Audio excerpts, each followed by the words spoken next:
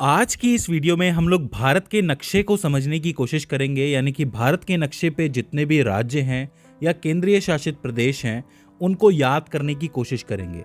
अक्सर मैं देखता हूं कि जितने भी स्टूडेंट्स हैं वो सवाल पूछते रहते हैं कि हमें नक्शा याद नहीं रहता है, क्या करें, कोई सिंपल ट्रिक है कि नहीं है। तो मेरी कोशिश रहेगी कि मैं आज आपको सिंपल से सिंपल तरीके से नक्शे को समझाने की और याद करवाने की कोशिश करूं। और मेरा विश्वास मानिए कि नक्शे को याद करना बहुत ही आसान है, तो हम बिना किसी देरी के उसको समझने की कोशिश करते हैं। तो देखो, आपके सामने भारत का नक्शा कुछ इस तरीके से दिया हुआ है। अब अगर मैं आपसे पूछूं कि सबसे पहले आपको नक्शे में कौन सी चीज याद रहती है, वो सब छोड़ दीजिए क्या याद नहीं रहता है। मैं आपसे पूछता हूं, सिंपली अगर नक्शा आपके सामने आ जाता है तो सबसे पहले आपको क्या याद रहता है। मुझे उम्मीद है कि ज्यादातर बच्चों को राजस्थान याद रह जाएगा, क्योंकि इसका एरिया सबसे बड़ा है और ये दिखता भी अलग है। इसके अलावा जो बीच में जो मध्य प्रदेश कहलाता है वो मध्य का हिस्सा भी याद रह जाएगा। दो चीज़ें तो रहेंगी।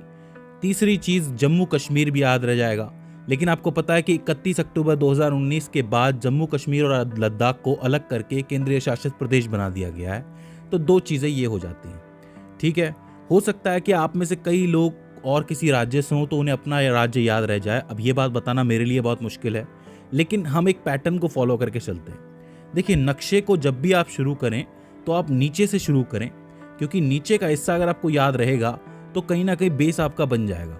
ऊपर वाला तो आपको याद है ही, जम्मू कश्मीर वाला। तो देखो, नीचे की तरफ आप आओगे तो नीचे वाले हिस्से को हम कहते हैं साउथ जोन ऑफ इंडिया, यानी कि साउथ इंडिया। अब अगर साउथ जोन में हम देखेंगे तो साउथ जोन में हमें 5 राज्य मिलेंगे। कोई भी आपको कहता है ना कि साउथ इंडिया क्या है, तो 5 राज्यों से मिला हुआ एक पूरा zone he south zone of India है। 5 में सबसे पहले आपको याद रहेगा किनारे पे केरल। ठीक है, ये किनारे पे है, बिल्कुल इस तरफ है, आपका लेफ्ट की तरफ है, तो केरल याद रह जाएगा।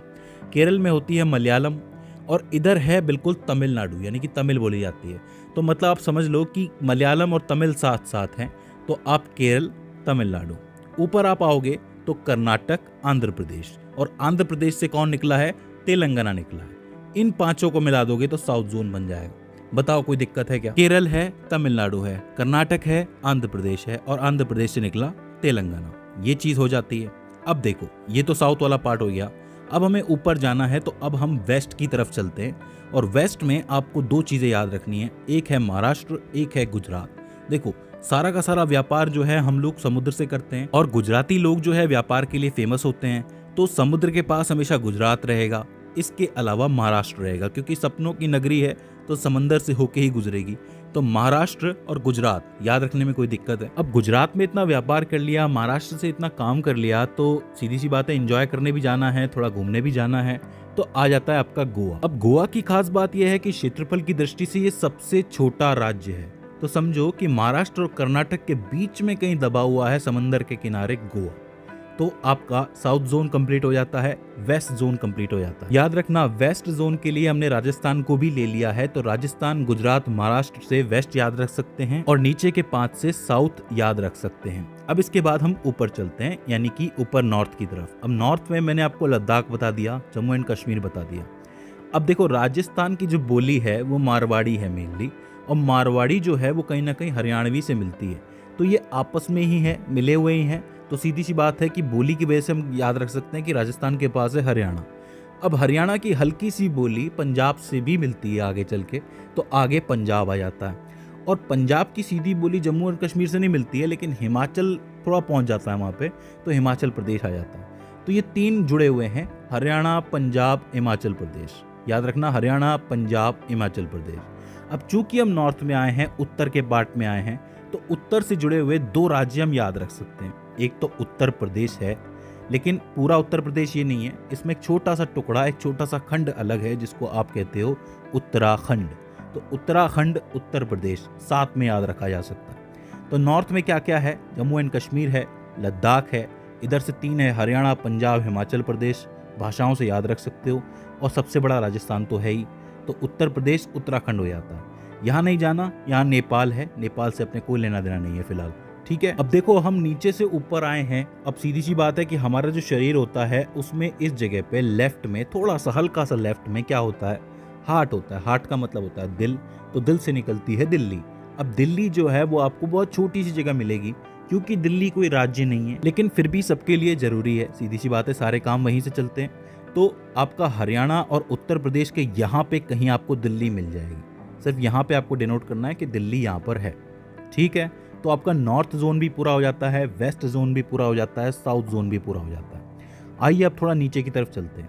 यहाँ आपको आंध्र प्रदेश है। आंध्र प्रदेश से जब आप आगे जाओगे ना, तो 3 ऐसे राज्य मिलेंगे जिनकी बोलियां बहुत ज़्यादा मिलती हैं और बिल्कुल लाइन से चलेंगे वो राज्य।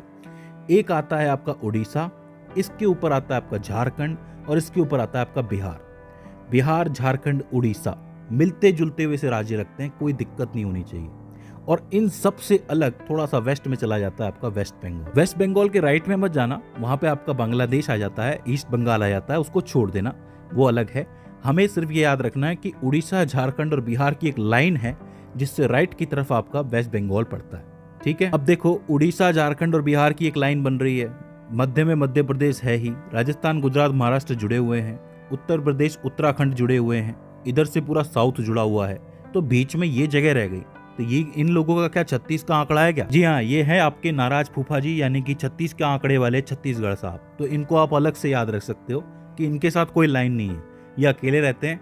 कभी कभी ये झारखंड से बना लेते हैं, कभी ये उड़ीसा से बना लेते हैं, कभी जीजा जी मिल जाते हैं, कभी साले साहब मिल जाते हैं। फूफा जी को खुश रखने के लिए हर कोई कोशिश करता है, तो छत्तीसगढ़ को आप याद रख सकते हो। आओ अब हम चलते हैं अपने ननियाल की तरफ, चलते हैं मामा के यहाँ चलते हैं। बहुत अच्छी जगह है, हमारे देश की सबसे खूबसूरत जगहों में से एक है the north east. North east में घुसने का रास्ता क्या है?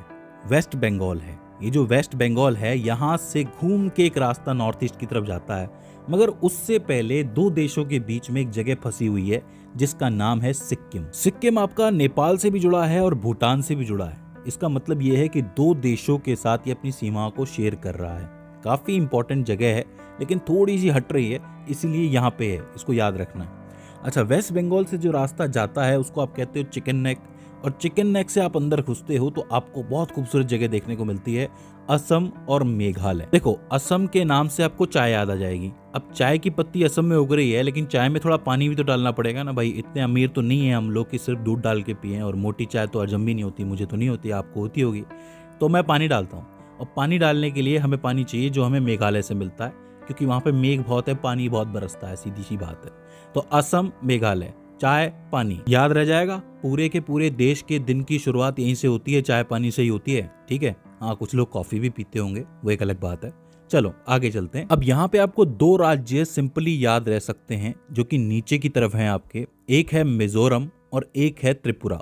मिजोरम का मी और त्रिपुरा का त्र तो बनता है मित्र। ये दोनों आपस में दोस्त हैं, तो आप ये कह सकते हो कि इनको याद रखना बहुत आसान है, मित्र हैं नीचे नीचे। बेस्ट फ्रेंड वाली फीलिंग आती है इनको देख के।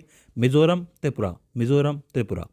इसके बाद 3 जगह आपकी खाली बचती है। एक आपका ऊपर आता है अरुणाचल प्रदेश, इसके बाद नागालैंड और इसके बाद मणिपुर। तो आप एक लाइन से भी याद रख सकते हो इसको, अरुणाचल प्रदेश, नागालैंड, मणिपुर एक हो गया, मिजोरम, त्रिपुरा, मित्र एक हो गया। तो मतलब नॉर्थ ईस्ट में 3 पार्टियां हो गई। एक है आपका चाय पानी यानी कि असम और मेघालय, एक हो गया आपका अरुणाचल प्रदेश, नागालैंड और मणिपुर, ये 3 अलग हैं। एक आपका मित्र हो जाता है यानी कि मिजोरम और त्रिपुरा। इस तरीके से आपका नॉर्थ ईस्ट का पूरा मामला सेट हो जाता है। तो अब आपने देखा कि कितना आसान है पूरे देश को याद रखना। नीचे से आपका साउथ जोन है, इधर आपका वेस्ट जोन है, ऊपर आपका नॉर्थ जोन है। नॉर्थ जोन में एक अलग से चल रहा है उत्तराखंड और उत्तर प्रदेश का।